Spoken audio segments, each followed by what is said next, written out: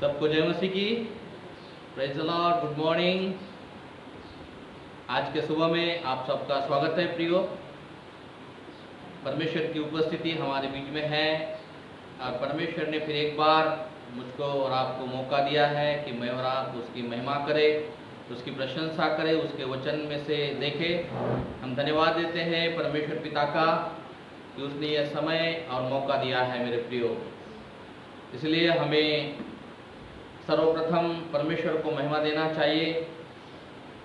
दूसरी बात, उसको धन्यवाद देना चाहिए कि प्रभु ने मौका दिया है। तीसरी बात, हमें परमेश्वर के वचन को हमें महत्व देना है, क्योंकि परमेश्वर का वचन बहुत ही सामर्थी है और परमेश्वर के वचन के द्वारा हमारा उद्धार होता है। इसलिए आइए आज के दिन में परमेश्वर की इच्छा को जानेंगे और परमेश्वर का वचन हम सुनेंगे। और आज का विषय यीशु के पीछे हो लेने का अर्थ ये बताऊंगा आपको प्रियो में। और मत्ती रचित सुसमाचार उसका 16 अध्याय 24 से 28, मरकुस रचित सुसमाचार 8 अध्याय 34 से 38, लूका रचित सुसमाचार 9 अध्याय 23 से 27। ये तीनों जो वचन हैं एक ही बात का दर्शाते हैं कि यीशु के पीछे हो लेने का अर्थ क्या है। आइए इस समय में हम प्रभु से प्रार्थना करेंगे और फिर वचन में जाएंगे। पवित्र पवित्र पवित्र सर्वशक्तिमान जो था, जो है, आने वाला है, अल्फा और ओमेगा, आदि और अंत, यीशु प्रभु हम धन्यवाद देते हैं आज के दिन के लिए। प्रभु पिता परमेश्वर, इब्रानी 13:8 में लिखा है कि यीशु मसीह कल आज युगानुयुग एक सा है, कभी बदलते नहीं। प्रभु प्रार्थना करते हैं जब हम वचन पढ़ते हैं, सुनते हैं, प्रभु पिता परमेश्वर मनन करते हैं, आपकी उपस्थिति यहाँ पर है। पवित्र आत्मा का मार्गदर्शन हो, हमें समझाइए, बताइए प्रभु, और आज आपका प्रकाश, वचन का प्रकाशन दीजिए। आपके हाथों में हम सबों को पवित्र हाथों में सौंपते हैं। इस समय में जो ऑनलाइन है प्रभु और जो भी ऑफलाइन है, उन सभी को पवित्र हाथों में सौंपते हैं। प्रार्थना करते हैं प्रभु हमारा मार्गदर्शन कर और हमको आशीष दे। यीशु प्रभु नासरी के नाम से प्रार्थना मांगते हैं, इसे सुनकर कबूल कर पिता, आमीन। Thank you very much. इसलिए आइए आज के दिन में मत्ती रचित सुसमाचार उसका 16 अध्याय 24 से 28 वचन मैं पढ़ने जा रहा हूं, आप ध्यान से सुनना। तब यीशु ने अपने चेलों से कहा, यदि कोई मेरे पीछे आना चाहे तो अपने आप से इनकार करे और अपना क्रूस उठाए और मेरे पीछे हो ले। क्योंकि जो कोई अपना प्राण बचाना चाहे वो उसे खोएगा, और जो कोई मेरे लिए अपना प्राण खोएगा वो उसे पाएगा। यदि मनुष्य सारे जगत को प्राप्त करे और अपने प्राण की हानि उठाए तो उसे क्या लाभ होगा? या मनुष्य अपने प्राण के बदले में क्या देगा?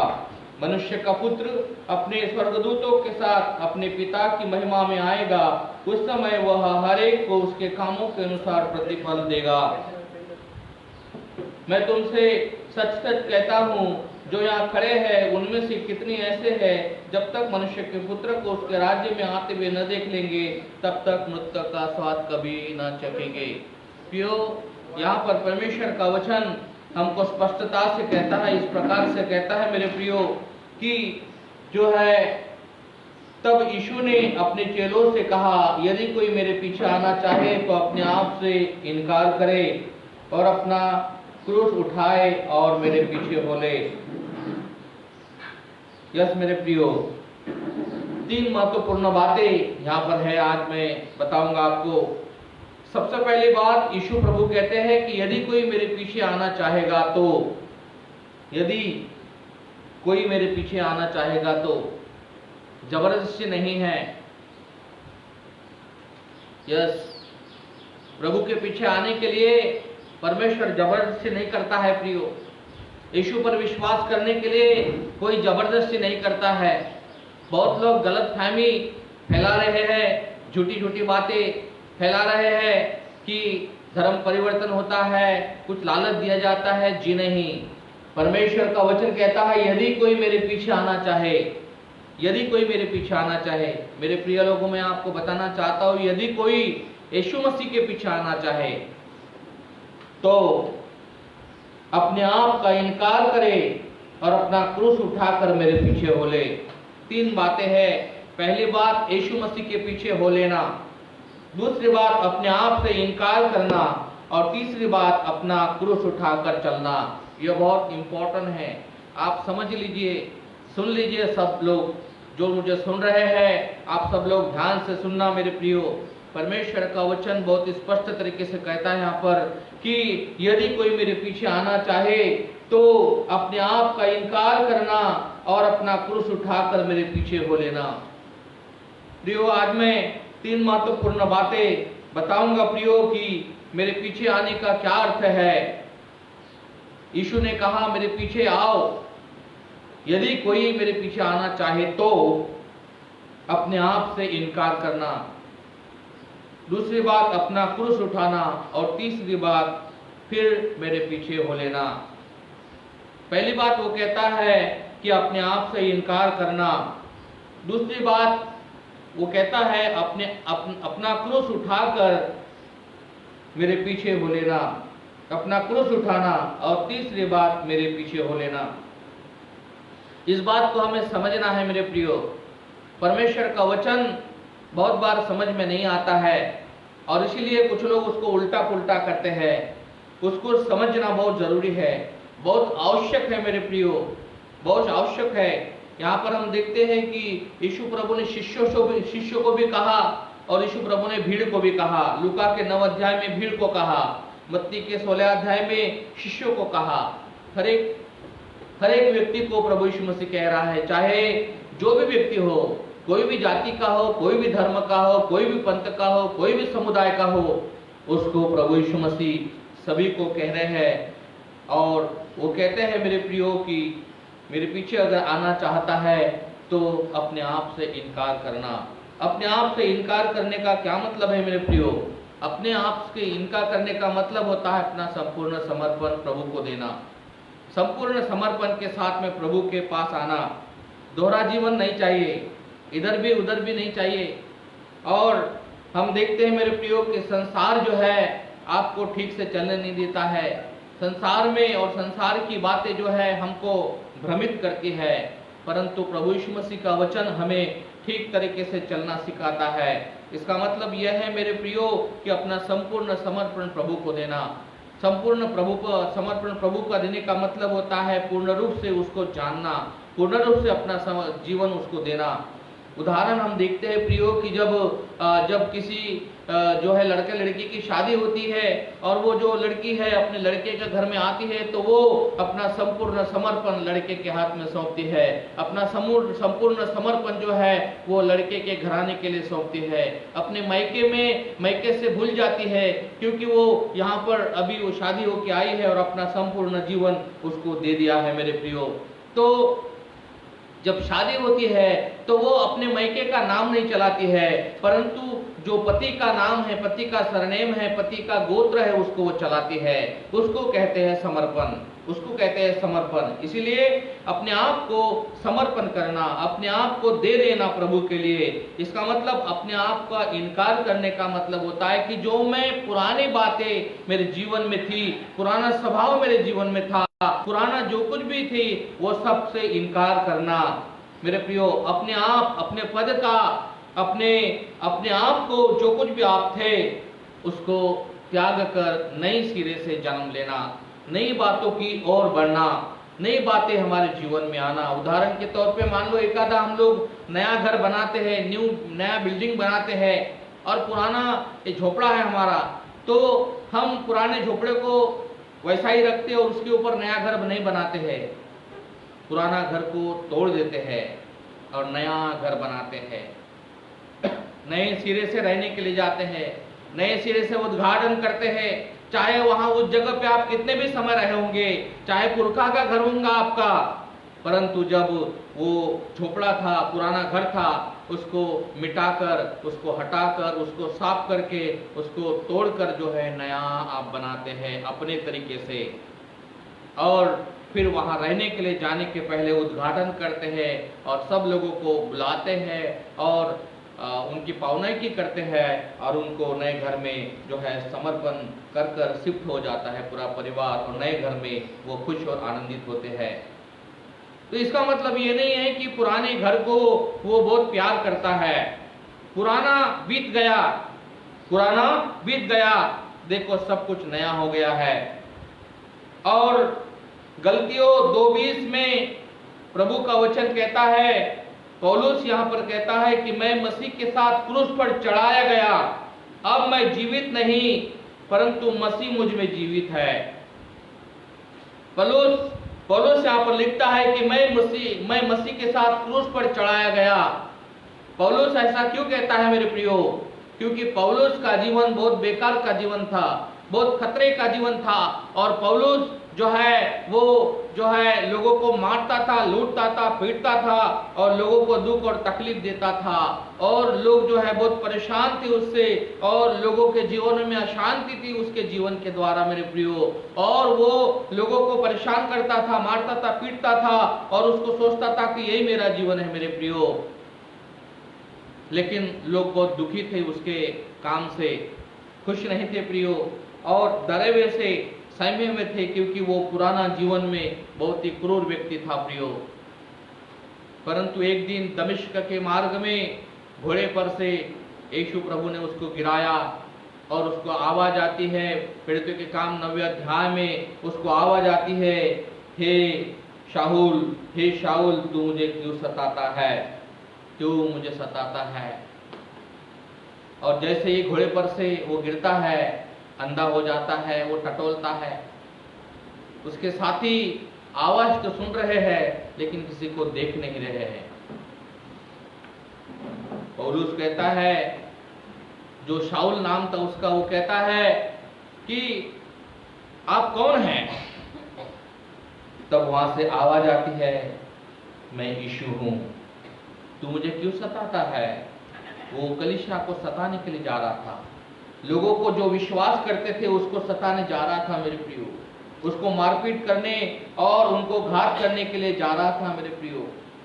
तभी यहाँ पर परमेश्वर का वचन कहता है, प्रेरितों के काम 9वें अध्याय में, यहाँ पर एक वचन से मैं पढ़ूंगा, और शाऊल जो अब तक प्रभु के चेलों को धमकाने और घात करने के धुन में महायाजक के पास से और उससे दमिश्क की आराधनालय के नाम पर इस अभिप्राय की चिट्ठियां मांगी कि क्या पुरुष क्या स्त्री जिन्हें वो इस पंथ पर पाए उन्हें बांधकर यरूशलेम में लाए। परंतु चलते चलते जब वो दमिश्क के निकट पहुंचा तो एकाएक आकाश से उसके चारों ओर ज्योति चमकी और वो भूमि पर गिर पड़ा। ये शब्द सुना, हे शाऊल तू मुझे क्यों सताता है।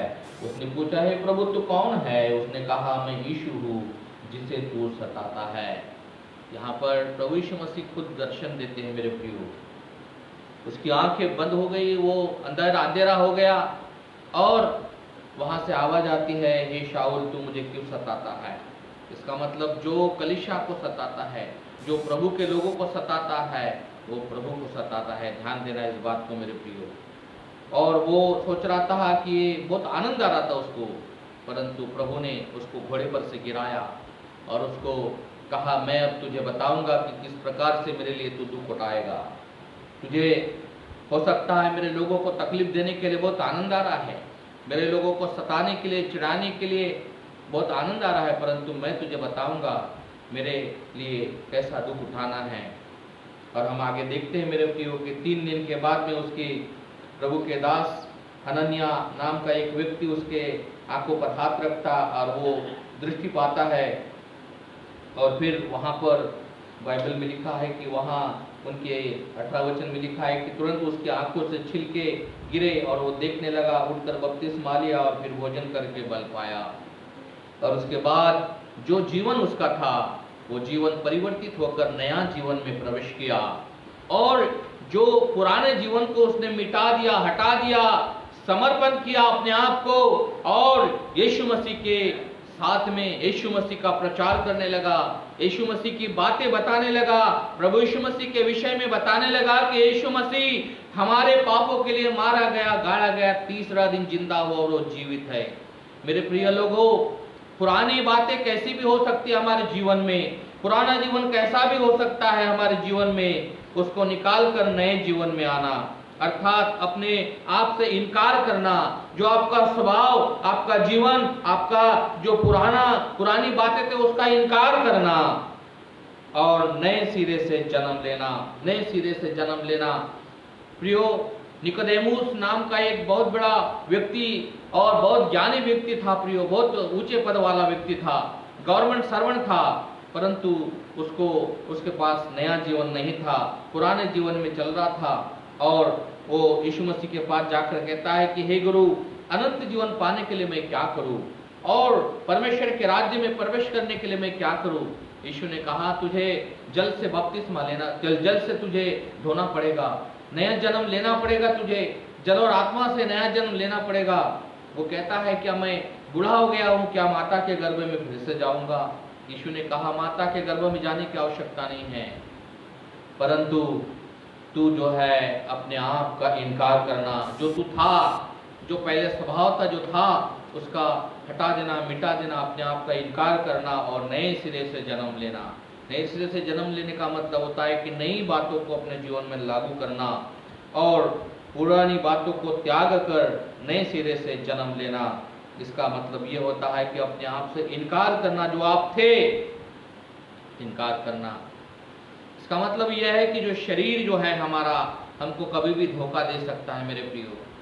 शरीर पर भरोसा करने की आवश्यकता नहीं है, शरीर हमेशा धोखा देता है।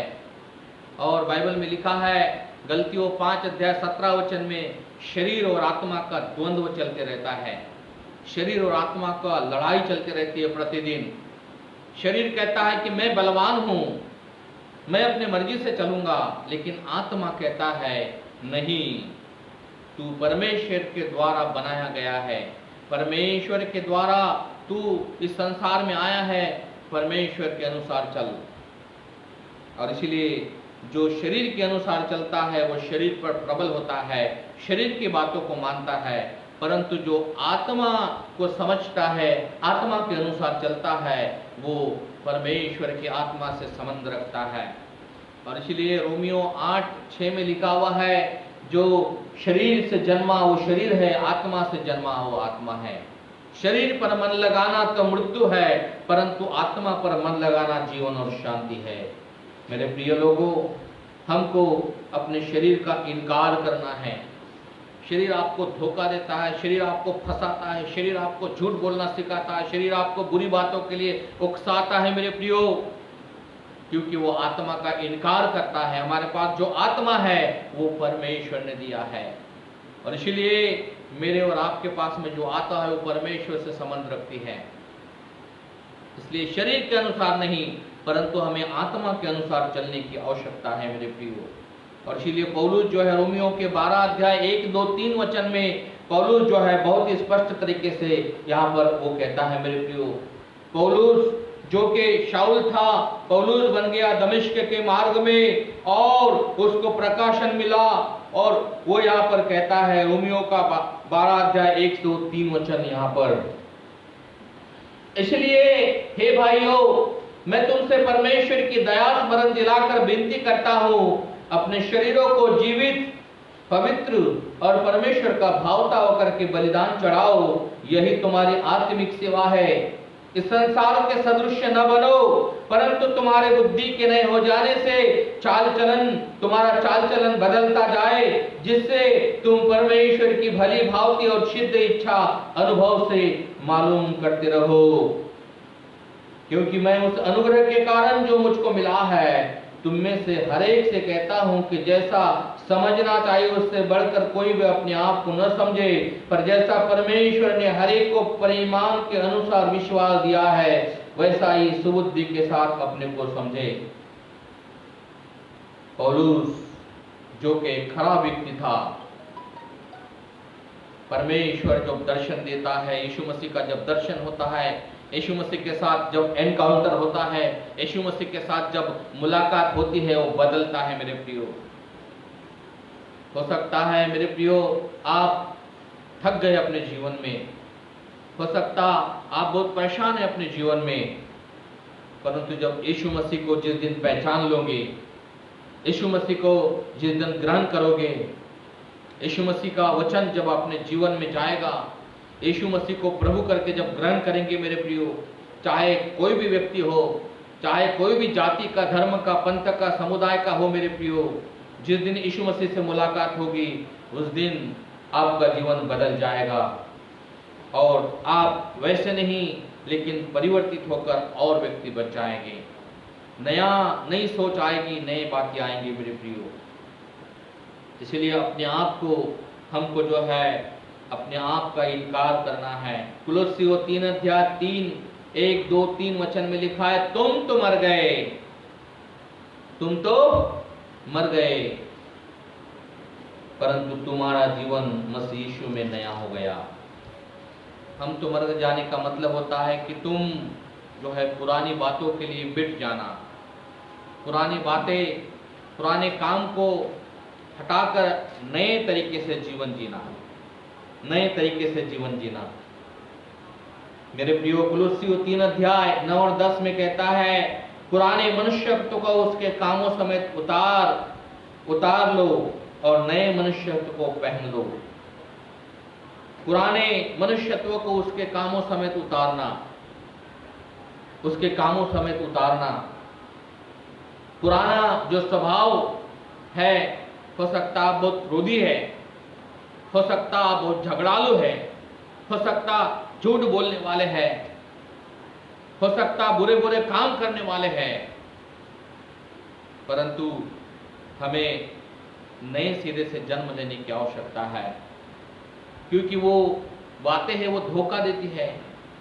शायद कुछ लोग सोचते हैं मैं किसी को धोखा देकर बहुत धनी बन गया, किसी को लूटपाट कर कर, मारपीट कर कर, किसी का खून मर्डर कर कर मैं बहुत अच्छा व्यक्ति बन गया। वो अपने आप को धोखा देता है। ऐसे कई लोगों को हमने देखा मेरे प्रियो, और कई लोग पेपर में, कई लोग न्यूज पढ़ते हैं जिन्होंने जो धोखा देकर लूटपाट किया, उनका अंत खराब हुआ। कई लोग जेल में हैं मेरे प्रियो, कई लोग सेंट्रल जेल में पछता रहे हैं, लेकिन अभी कोई फायदा नहीं है। उनको मौत की सजा हो गई, कुछ लोगों को उम्र तक की सजा काट रहे हैं और कभी भी अपने घर वापस नहीं जा सकते, क्योंकि उनको ऑलरेडी मुकदमा चलकर उसको सजा मिल गई है और वहां वो पछता रहे हैं, लेकिन कोई फायदा नहीं है। इसके पहले कि तुम अनंत काल के उस नरक में जाओ, प्रभु कहता है कि उसके पहले प्रभु को ग्रहण करो। मेरे प्रियो, कई लोग सोचते यही मेरा जीवन है, परंतु ध्यान देना, अपने आप को हम धोखा देते हैं। हमें सच्चे परमेश्वर को जानना है, यीशु मसीह को जानना है, यीशु मसीह को जीवन में उतारना है और अपने जीवन को, पुराने जीवन को निकालकर नए जीवन में लाना है। यीशु मसीह आपको नया बनाता है, जैसा शाऊल को नया बनाया, पौलुस बनाया मेरे प्रियो, वैसा ही आपके जीवन को प्रभु नया बनाना चाहता है। इसलिए पुराने मनुष्यत्व को उतारकर, उसके कामों से उतारकर नए मनुष्यत्व को पहन लेना, यही प्रियो अपने आप से इनकार करना है। पुरानी बातें बीत गई है। 2 कुरिन्थियों 5:7 में लिखा है कि 5:17 में लिखा है कि पुराने बातें बीत गई है, देखो सब कुछ नया हो गया है। मेरे प्रियो, परमेश्वर का वचन बहुत ही स्पष्ट तरीके से कहता है, पुराने बातें बीत गई है। यस मेरे प्रियो, 5:17 में लिखा है, सॉरी माफ करना, 2 कुरिन्थियों 5:17 में लिखा है, तो यदि कोई मसीह में है तो नई सृष्टि है, पुरानी बातें बीत गई, देखो सब नई हो गई है। पुरानी बातें बीत गई है, पुरानी बातों को निकाल देना है। हो सकता आपके अंदर में किसी के प्रति कड़वाहट है, क्रोध है, आप सोच रहे हैं कि मैं उसको ऐसा करूंगा, वैसा करूंगा, नष्ट करूंगा। ये स्वभाव को बदल दीजिए मेरे प्रियो, वो आपको गलत रास्ते पे ले जा रही है मेरे प्रियो। हमको नए सिरे से जन्म लेना है, अपने आप से इनकार करना है। अब्राहम को देखिए, उत्पत्ति 12 अध्याय में एक से अगर आगे पढ़ते हैं तो वहां लिखा हुआ है कि अब्राहम को जो परमेश्वर ने बुलाया वो सब कुछ छोड़कर अपनी पत्नी को लेकर जो है वो परमेश्वर ने जो बताया है उसके अनुसार चला। मेरे प्रियो, उसने अपने पिता के धन संपत्ति को और सब कुछ छोड़कर परमेश्वर ने जो बताया गया रास्ता है उसी के ऊपर चलने लगा। मेरे प्रियो, जब हम पुरानी बातों को त्याग कर अपने आप को नया बनाते हैं तो प्रभु आपको नई तरीके से बनाता है। मेरे प्रियो, रूत की पुस्तक में अगर देखते हैं, रूत उसका पहला अध्याय 14 से 17 वचन तक पढ़ते हैं मेरे प्रियो, तो यहाँ पर हम देखते हैं मेरे प्रियो कि एलीमेलेक जो है वह जो है बेतलेहम में जो अकाल पड़ा तब वो मोआब देश में गया और वहां पर जाकर कुछ समय के पश्चात तो मर गया। उसकी पत्नी नओमी थी और उनके 2 बेटे थे जिसका नाम मेरे प्रियो महलोन और किल्लोन थे। नओमी ने अपने दोनों बेटी की शादियां की अन्य जाति की लड़कियों के साथ मोआब देश में, और महलोन ने तो ओरपा से शादी की और किल्लोन ने रूत के साथ शादी की। दोनों मोआबिनी थी, अन्य जाति की, परमेश्वर को नहीं मानते थे वो लोग। ये लोग परमेश्वर के मानने वाले थे मेरे प्रियो। एलीमेलेक और नओमी परमेश्वर को मानने वाले थे, परंतु हम देखते हैं यहाँ पर मेरे प्रियो कि जब दोनों बेटे मोआब में उनका पति, नओमी का पति मर जाता है, महलोन और किल्लोन दोनों बेटे मर जाते हैं, तो दोनों बहुएं ओरपा और रूत जो है नओमी के साथ थी। और एक दिन नओमी कहती है कि हे मेरे बहुओं, मेरे बच्चे तो है नहीं, मेरे बेटे तो मर गए हैं, अभी तुम किसके लिए रुकते हो? तुम जाकर अपने अपने मायके में चले जाओ और वहां जाकर शादी करके घर बसाओ। और पवित्र शास्त्र कहता है जो बड़ी बहू थी ओरपा, वो अपने सास को चूम कर तो चले गए अपने जाति में, अपने देश में, अपने घर में, परंतु जो छोटी थी रूत थी मेरे प्रियो, वो नहीं गई और उसने एक बात अपने सास से कही मेरे प्रियो, और वो बात बहुत ही अच्छी रीति से उसने कही। इसी को समर्पण कहते हैं मेरे प्रियो, इसी को समर्पण कहते हैं। और उस बात को मैं कहना चाहूँगा, रूत की पुस्तक उसका पहला अध्याय और 14, 15 और 16 वचन। तब वे फिर से उठी और ओरपा ने तो अपनी सास को चूमा, परंतु रूत उससे अलग न हुई। तब उसने कहा, 15 वचन, रूत का पहला अध्याय 15 वचन। तब उसने कहा, देख तेरी जिठानी तो अपने लोगों और अपने देवता के पास लौट गई, इसलिए तू अपनी जिठानी के पीछे लौट जा। वचन 16, रूत बोली, तू मुझसे यह विनती न कर कि मुझे त्याग या छोड़कर जा, क्योंकि जिधर तू जाए उधर मैं भी जाऊंगी, जहां तू टिके वहां मैं भी टिकूंगी। तेरे लोग मेरे लोग होंगे, तेरा परमेश्वर मेरा परमेश्वर होगा। वचन 17, जहां तू मरेगी वहां मैं भी मरूंगी और वही मुझसे मिट्टी दी जाएगी। यदि मृत्यु को छोड़कर किसी कारण से मैं अलग हो जाऊंगी तो यहोवा मुझसे वैसा ही वरन उससे भी अधिक करे। रूत का समर्पण को हम देखते हैं मेरे प्रियो, पूरे रूप से समर्पण हम देखते हैं। ऐसा समर्पण हमें देने की आवश्यकता है। कुलस्सियों 3 अध्याय 12 से 17 वचन में पौलुस यहाँ पर बहुत अच्छी तरीके से मेरे प्रियो लिखता है। कुलस्सियों की पत्री में अगर हम देखते हैं मेरे प्रियो, कुलस्सियों की जो पत्री है वो पौलुस ने लिखी है। 3 अध्याय 12 से 17 वचन में पढ़ूंगा। इसलिए परमेश्वर की चुने हो कि नहीं, जो पवित्र और प्रिय और बड़ी करुणा और भलाई और दीनता और नम्रता और सहनशीलता धारण करो। यदि किसी को किसी पर दोष लगाने का कारण हो तो एक दूसरे को सह लो और एक दूसरे के अपराध क्षमा करो, जैसा प्रभु ने तुम्हारे अपराध क्षमा किए वैसे ही तुम भी करो। और इन सब के ऊपर प्रेम का जो शुद्धता का कटिबंध है बांध लो। मसीह की शांति और मसीह की शांति जिसके लिए तुम एक देह होकर बुलाए भी गए हो, तुम्हारे हृदय में राज्य करे और तुम धन्यवादी बने रहो। मसीह के वचन को अपने हृदय में अधिकाई से बसने दो। शुद्ध ज्ञान से एक दूसरे को सिखाओ और चिताओ और अपने मन में अनुग्रह के साथ परमेश्वर के लिए भजन, स्तुति गान और आत्मिक गीत गाओ। वचन 17, और वचन या काम से जो कुछ भी करो सब प्रभु यीशु मसीह के नाम से करो, उसके द्वारा परमेश्वर पिता का धन्यवाद करो। जहाँ पौलुस जो है बहुत ही अच्छे तरीके से करता है, कहता है मेरे प्रियो कि हमें करुणा, भलाई और दीनता और नम्रता और सहनशीलता धारण करने की आवश्यकता है। हम चुने हुए लोग हैं मेरे प्रियो, किसी को दोष देने की आवश्यकता नहीं है। और हमको अपराध क्षमा करने के लिए, हमको लोगों को अपराध क्षमा करने के लिए, पापों को क्षमा करने के लिए बुलाया है, क्योंकि प्रभु ने हमारे पापों को क्षमा किया है। इसलिए हमको भी हमारे बैरियों से क्षमा करने की आवश्यकता है और प्रेम का कटिबंध बांधने की आवश्यकता है। यही अपने आप से इनकार करना है, यही अपने आप से इनकार करना है। दूसरी बात, अपना क्रूस उठाकर चलना। दूसरी बात, अपना क्रूस उठाकर मेरे पीछे चलना। अपना क्रूस उठाना, अपना क्रूस उठाने का क्या मतलब है? ये सेवा को दर्शाता है मेरे प्रियो, परमेश्वर की सेवा को दर्शाता है। अपना क्रूस उठाकर चलना, हर परिस्थिति में यीशु की सेवा करना, सुसमाचार प्रचार करना, गवाही देना, ये हर एक व्यक्ति का काम होना चाहिए। जब हमने यीशु मसीह को पूर्ण रूप से समर्पण दिया तो हमें अपना बोझ खुद उठाना है, अपना क्रूस खुद उठाना है। दूसरे पर भरोसा रहने की आवश्यकता नहीं है। ये मदद करेगा, वो मदद करेगा।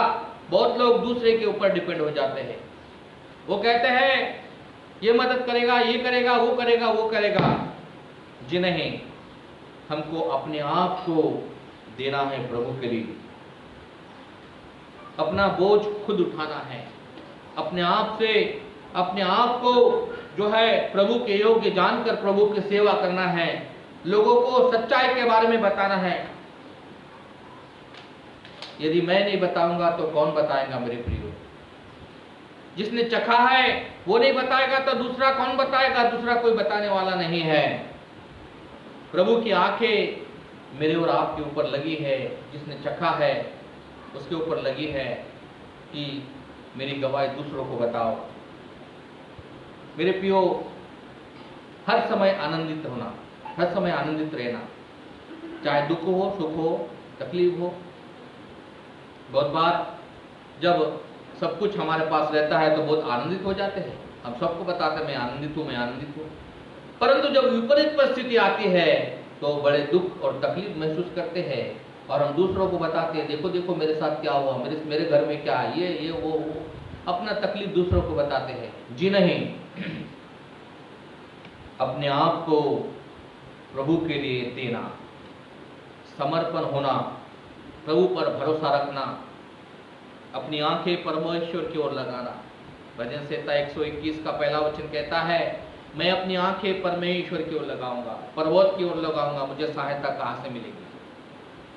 मुझे सहायता कहां से मिलेगी? लोग सोचते हैं ये सहायता करेगा, वो सहायता करेगा, वह सहायता करेगा, सब चले जाते सब इधर सहायता मिलने के लिए। सहायता नहीं मिलती है, निराश होता है व्यक्ति, हताश होता है अपने जीवन में और अपने आप को वो सोचता है कि मेरी कोई सहायता नहीं की। मेरे प्रियो, हम इस योग्य अपने आप को बनाएं। हमारी सहायता परमेश्वर करता है। सहायता न पूरब से आती न पश्चिम से आती है, सहायता परमेश्वर की ओर से आती है। मेरे प्रिय लोगों, परमेश्वर आपके साथ है। परमेश्वर हर परिस्थिति में आपको बचाता है। परमेश्वर हर परिस्थिति में आपको खिलाता है, हर परिस्थिति में आपको संभालता है। हम लोग सोचते हैं कि कोई रिश्तेदार सहायता करेगा, कोई मंत्री सहायता करेगा, कोई बड़ा व्यक्ति सहायता करेगा और मांगते रहते, भीख मांगते रहते हम लोग। जी नहीं, हमारा भरोसा परमेश्वर पर होना चाहिए। हम परमेश्वर के लिए जीना चाहिए, परमेश्वर के लिए समर्पित होना चाहिए। हबक्कुक 3 अध्याय 17, 18, 19 में परमेश्वर का वचन कहता है कि चाहे मेरे पास कुछ भी नहीं रहेगा, चाहे मेरे जो है खेत में अनाज नहीं उगे, चाहे मेरे पास भेड़ बकरी न रहे तो भी मैं प्रभु के कारण आनंदित रहूंगा। हबक्कुक कहता है मेरे प्रियो, चाहे मुझे भूखा रहना पड़े, पैदल चलना पड़े, जमीन पे सोना पड़े, लज्जित होना पड़े, तो भी मैं प्रभु के लिए प्रभु की इच्छा पूरी करूंगा, प्रभु की इच्छा पूरी करूंगा। यही क्रूस उठाकर चलने का मतलब होता है। आज बहुत सारे लोग, कुछ लोग अपनी सेवा को क्यों छोड़ते हैं? बहुत सारे लोग प्रभु का सुसमाचार बताने से क्यों लजाते हैं? परमेश्वर का वचन क्यों नहीं बताते हैं? क्योंकि स्वार्थी जीवन है, शरीर स्वार्थी है मेरे प्रियो। हमें स्वार्थी जीवन जीने की आवश्यकता नहीं है। अपने क्रूस उठाने का मतलब होता है कि स्वयं पर डिपेंड हो जाना, अपने आप को परमेश्वर के लिए देना, परमेश्वर की योग्य समझना। प्रभु आपकी चिंता करेगा, प्रभु आपको चिंता करेगा, प्रभु आपको चलाएगा, प्रभु आपको खिलाएगा, प्रभु आपको हर परिस्थिति में संभालेगा मेरे प्रियो। बहुत लोग डर रहे हैं, डर के मारे भी मर रहे लोग। डरने की आवश्यकता नहीं है। यीशु प्रभु ने कहा मत डर, मैं तेरे साथ हूं, इधर उधर मत तक, मैं तेरा परमेश्वर हूं, मैं तुझे चलाऊंगा, तुझे हाथ पकड़कर तुझे चलाऊंगा। मेरे प्रियो, हमें डरने और घबराने की आवश्यकता नहीं है। वो परमेश्वर जिसने मुझको और आपको चुना है, मुझको और आपको निकाला है अंधकार से, वो अकेला नहीं छोड़ेगा। यूहन्ना में यीशु मसीह ने कहा मैं तुम्हें अनाथ नहीं छोड़ूंगा। वो हमको अनाथ नहीं छोड़ता है, वरन हमारे सुधि लेता है मेरे प्रियो। आंधी हो या तूफान, तकलीफ हो या खुशी हो या दुखी हो, या हर परिस्थिति में हमें आनंदित रहने की आवश्यकता है मेरे प्रियो। हर परिस्थिति में अपना क्रूस उठाने का मतलब होता है कि स्वयं का भार स्वयं उठाना, दूसरों पर डिपेंड होने की आवश्यकता नहीं है। वो करेगा, ये करेगा जी नहीं, हमको स्वयं ही प्रभु पर विश्वास करना है, विश्वास के वचन बोलना है, प्रभु के प्रॉमिस को बताना है, बोलना है, और परमेश्वर आपको चलाएगा, परमेश्वर आपको सुधि लेगा। यदि आप बीमार है तो मेरे प्रियो, आपका भरोसा प्रभु पर होना चाहिए। उसने आपके लिए कोड़ों की मार खाई, चंगे हो जाएंगे, चंगे हो जाएंगे। यदि आपके घर में खाने के लिए कुछ नहीं है, भीख मांगने की आवश्यकता नहीं है। हमारा परमेश्वर भिखारी नहीं है और अपने लोगों को भी भिखारी नहीं बनाता है। बहुत लोग इसके उसके आगे में हाथ फैलाते रहते हैं। व्यवस्था विवरण 28 अध्याय में लिखा है कि तू देने वाला, लेने वाला नहीं लेकिन देने वाला हो जाएगा। तू पुच्छ नहीं लेकिन सिर होगा, तू नीचे नहीं लेकिन ऊपर होगा, क्योंकि यहोवा परमेश्वर जो आकाश और पृथ्वी को बनाने वाला परमेश्वर है, वो तुझे संभालेगा, वो तुझे चलाएगा मेरे प्रिय। हमारा भरोसा प्रभु पर होना चाहिए, हमारा विश्वास परमेश्वर पर होना चाहिए, यीशु मसीह के पास होना चाहिए, यीशु मसीह पर होना चाहिए। अंगीकार, अच्छा अंगीकार करें, परमेश्वर आपके जीवन को बदल देगा, परिस्थिति को बदल देगा, परिस्थिति बदल देगी प्रियो। आज सोच रहे थे, बहुत सारे लोग सोच रहे हैं, डर रहे हैं, जिमी जिनी है, क्या होगा, कैसा होगा, परिस्थिति खराब है। लेकिन परिस्थिति का सामना करो, प्रभु पर विश्वास रखो, प्रभु के प्रॉमिस को बोलो। उसने कहा मैं तुझे कभी नहीं छोड़ूंगा, कभी नहीं त्यागूंगा। ये शरीर हो सकता है एक दिन चला जाएगा, मिट जाएगा, खत्म हो जाएगा। शरीर में हम छोड़कर जाएंगे एक दिन, कोई भी रहने के लिए नहीं आया है, शरीर को छोड़कर जाना है। परंतु अनंत काल कहां बिताओगे, अनंत काल कहां बिताओगे मेरे प्रियो? हमारा न्याय होने वाला है। शायद हो सकता है एक दिन शरीर को छोड़कर हम जाएंगे, परंतु एक दिन जब न्याय होगा, जो प्रभु पर विश्वास करता है, जो अपना क्रूस उठाकर चला है, अपने आप से इनकार किया है, प्रभु पर भरोसा रखा है, यीशु ही प्रभु करके कहा है, जो अपने पापों का अंगीकार किया है, यीशु मसीह के पीछे हो लिया है, निश्चित रूप से स्वर्ग में अनंत काल के लिए वो जिएगा, अनंत काल के और अनंत काल मेरे और आपके लिए रखा है मेरे प्रियो। डरना और घबराना नहीं है, डरना और घबराना नहीं है। चाहे कोई भी तकलीफ हो, कोई भी परेशानी हो, यीशु पर विश्वास करना है। 3 बातें बताऊंगा। पहली बात, स्वयं का विश्वास, स्वयं के विश्वास के अनुसार चले, स्वयं के विश्वास के अनुसार चले, दूसरे के विश्वास मत लीजिए। दूसरा विश्वास, वो विश्वास करेगा, वो प्रार्थना करेगा, वो ऐसा करेगा, वो ऐसा करे, जी नहीं, स्वयं का विश्वास।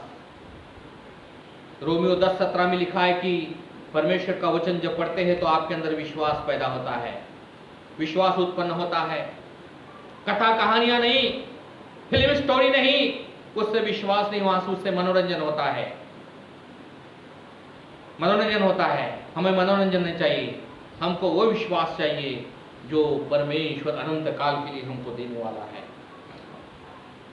स्वयं का विश्वास होना चाहिए, स्वयं का विश्वास हो। यीशु ने कहा, जा तेरे विश्वास के अनुसार तेरे साथ हो। ऐसा क्यों कहा? स्वयं का विश्वास। दूसरे का, लोग दूसरे के ऊपर डिपेंड हो जाते हैं, वो विश्वास करेगा मेरे लिए। कुछ लोग बोलते मेरे लिए उपवास करना, प्रार्थना करना, भाई मेरे लिए उपवास करना। भैया तेरी प्रॉब्लम है, तू उपवास कर, तू प्रार्थना कर, दूसरा तो करेगा। हो सकता हो बोलेगा, नहीं करेगा। यीशु प्रभु ने कहा, पिता ने बड़े बेटे से कहा, बेटा काम पर जाना, तू खेत में जाना। उसने बोला, हाँ मैं जाऊंगा पिताजी, नहीं गया।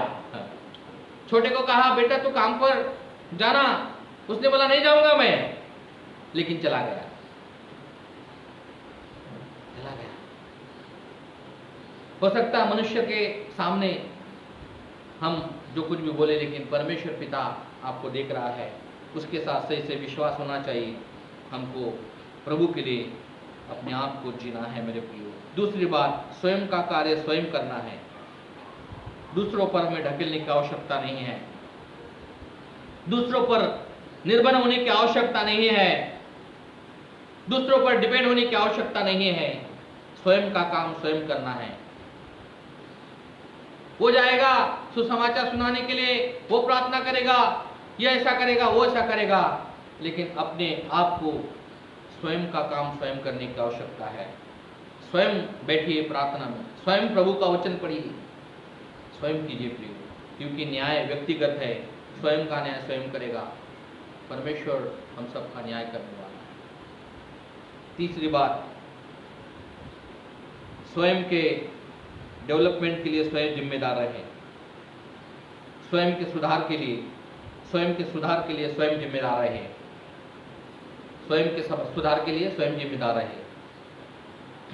दूसरों पर दोष लेने की आवश्यकता नहीं है।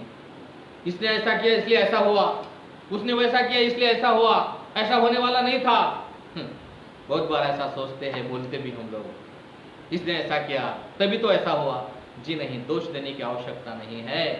हमें किसी पर दोष नहीं देना है, स्वयं को जिम्मेदार ठहराना है।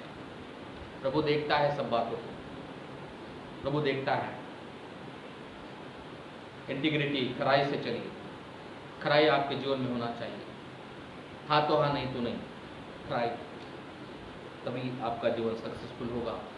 आप बढ़ते जाएंगे, प्रभु कहेगा, हे मेरे पिता के धन्य लोगों, आप बहुत ही महान हो, मैं स्वर्ग में तुमको लूंगा। तीसरी बात, यीशु के पीछे हो लेना। तीसरी बात, यीशु के पीछे हो लेना। प्रभु के पीछे चलिए, इंसान के पीछे मत चलिए, समाज के पीछे मत चलिए, नेता के पीछे मत चलिए। बहुत बार लोग जो दरारेबाज होता है, जो बड़ा व्यक्ति होता है, उसके पीछे चलते हैं, उसको फॉलो करते हैं। जो नामी व्यक्ति होता है, धनी व्यक्ति होता है, उसके पीछे चलते हैं। वो धोखा देगा तुमको एक दिन, धोखा देगा एक दिन तुमको। नेता के पीछे चलते हैं, नेता के पीछे चलने की आवश्यकता नहीं है, परमेश्वर के पीछे चलिए। यीशु मसीह ने कहा, मेरे पीछे आओ। मत्ती का 9 अध्याय 9 वचन में देखते हैं कि एक बहुत बड़ा कलेक्टर व्यक्ति है, टैक्स कलेक्टर है, सरकारी गवर्नमेंट नौकरी वाला व्यक्ति है। वो जब अपने नौकरी पर था, यीशु मसीह देखता है उसको एक दिन और कहता है, मत्ती मेरे पीछे आ। वो कुछ भी नहीं बोलता है, सब कुछ वहां छोड़कर यीशु मसीह के पीछे हो लेता है। यही समर्पण है, यही क्रूस उठाना है, यही पीछे हो लेना है। एक दिन लूका के 5वें अध्याय में पतरस, अंद्रियास, यूहन्ना, याकूब चारों भाई मछुआरे थे, मछली पकड़ रहे, रात भर मेहनत की, कुछ नहीं पकड़ा, निराश होकर घर जा रहे हैं। यीशु मसीह कहता है कि मैं तुम्हारे नाव को इस्तेमाल करना चाहता हूं। यीशु प्रभु ने पतरस के नाव को इस्तेमाल किया। उसके बाद कहता है कि इस स्थान पे जाल को डाल। पतरस कहता है प्रभु रात दिन में हमने रात को पूरी रात भर मेहनत की, कुछ नहीं पकड़ा, फिर भी तेरे कहने के अनुसार जाल डालूंगा। ये जगह थी, रात भर हमने यही जगह थी, लेकिन यीशु मसीह नहीं था। ठीक है प्रभु, आप कहते हैं तो डालता हूं। और उसी समय जाल को डाला। इतनी मछलियां खींच नहीं सके। दूसरों को बुलाया, अंद्रियास, याकूब, जल्दी आ जाओ। जाल फटने लगे, फटे नहीं, जाल फटने लगे, मछलियां उछलने लगी। और मेरे प्रियो, इतनी आशीष उनको मिली। जब आप प्रभु के पीछे हो लेंगे तो प्रभु आशीषों से माला माल करेगा। दुख के बाद सुख है। दुख को लेकर मत बैठिए, तकलीफ को लेकर मत बैठिए। प्रभु आपको आनंदित करने वाला है, आपको आशीषित करने वाला है। हालेलुया। भजन संहिता 78, 70 से 72 वचन अगर पढ़ते हम लोग तो भजन संहिता 78 उसका 70 से 72 वचन में ऐसा लिखा हुआ है कि दाऊद को भेड़ बकरी के पीछे चराने से प्रभु उसको लेके आया। प्रभु उसको लेके आया अपनी सेवा करने के लिए, अपनी गवाही बताने के लिए, अपने लोगों को संभालने के लिए, राजा बनाने के लिए। भेड़ बकरी चराते चराते प्रभु ने उसको बुलाया, क्योंकि उसके समर्पण को देखा, उसके हार्ट को देखा, उसके मन को देखा। इसलिए परमेश्वर का वचन उसके विषय में गवाही देता है। परमेश्वर हमारे विषय में गवाही देना चाहिए। परमेश्वर हमारे विषय में गवाही देना चाहिए। और परमेश्वर क्या कहता है, देखिए यहाँ पर कृत्य के काम 13 अध्याय 22 वचन में प्रभु कहता है, दाऊद मेरे मन के अनुसार मुझे मिला है। दाऊद मेरे मन के अनुसार मुझे मिला है। प्रभु ने हमको कहना चाहिए, ये मेरे मन के अनुसार मुझे मिला है। इसलिए मेरे प्रिय लोगों, परमेश्वर के लोगों, प्रभु के पीछे हो लीजिए। मनुष्य के पीछे होने की आवश्यकता नहीं है। मनुष्य कभी भी धोखा दे सकता है। मनुष्य कभी भी धोखा दे सकता है। हमको प्रभु के पीछे होना है। किसी वस्तु के पीछे जाने की आवश्यकता नहीं है। जानवर जीव जंतु के पीछे जाने की आवश्यकता नहीं है। प्रभु के पीछे जाइए, प्रभु के पीछे चलिए। प्रभु आपको आनंदित करेगा, आशीषित करेगा, उठाएगा। और जब ये शरीर छोड़कर जाएंगे, अनंत काल के लिए प्रभु अपने स्थान में, अपने घर में हमको बुलाएगा और हम अनंत काल के लिए प्रभु के पास रहेंगे।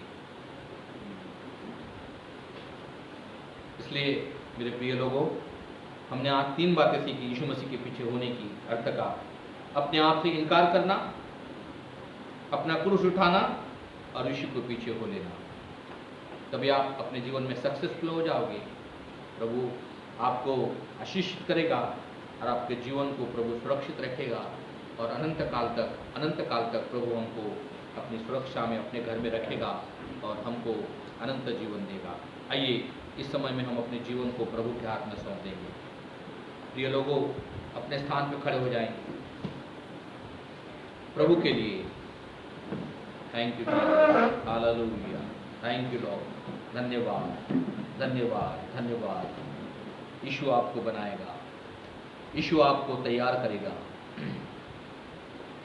मेरे पीछे हो ले। यीशु मसीह कहता है मेरे पीछे हो ले। और पतरस, अंद्रियास, यूहन्ना, याकूब इतना आश्चर्य कर्म देखा, प्रभु के सामने घुटने टेके और यीशु मसीह के पीछे हो लिए। थैंक यू जीसस, धन्यवाद, धन्यवाद। Hallelujah, praise the lord, thank you lord, hallelujah, hallelujah. ये गीत गाएंगे हम लोग यीशु के पीछे। Thank you Jesus, thank you lord. कोयल के लोग सामने आ जाएंगे।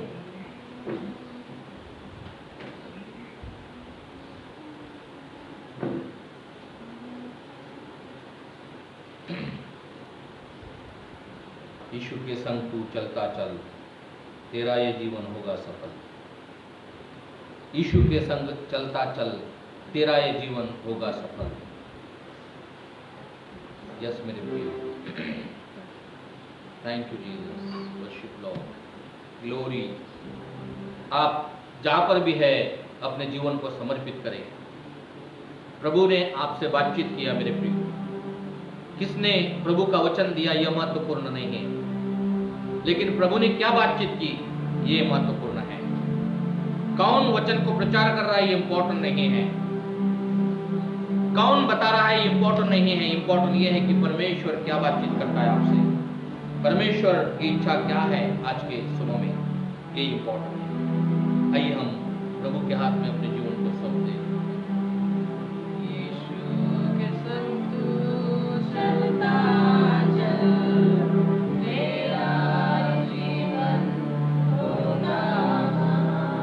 यीशु के संग, यीशु के संग तू चलता चल, तेरा जीवन होगा। जब तू अकेला चले दुनिया के सफर में, जब तू अकेला चले दुनिया के सफर में, थामेगा वो तेरा हाथ। जब लोग तुझको छोड़े, थामेगा वो तेरा हाथ। जब लोग तुझको छोड़े, यीशु के संग तू चलता चल, तेरा ये जीवन होगा महान। यीशु के संग तू चलता चल, तेरा ये जीवन होगा महान। यीशु का प्यार कभी नहीं बदलेगा, यीशु का अबदी प्यार कभी नहीं बदलेगा। जब तू करता है प्यार, तेरा मुझे बदलता। जब तू करता है प्यार, तेरा मुझे बदलता।